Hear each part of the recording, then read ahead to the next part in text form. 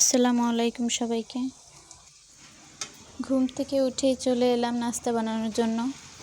আজকে আমাদের সকালের নাস্তা লুচি আর আলুর তরকারি। লুচিগুলো ভাজা প্রায় শেষ। এখন সবাইকে নাস্তাগুলো দিয়ে চলে যাব হাঁস মুরগির খোপ থেকে মুরগি ছাড়তে।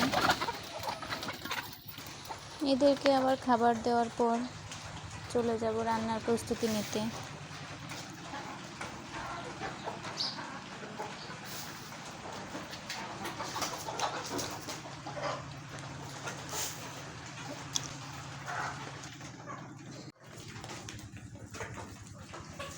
বাইরে অনেক বৃষ্টি,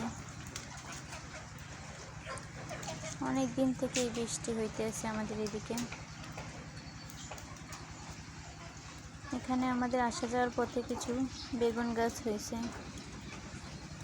তাতে বেগুনও হয়েছে।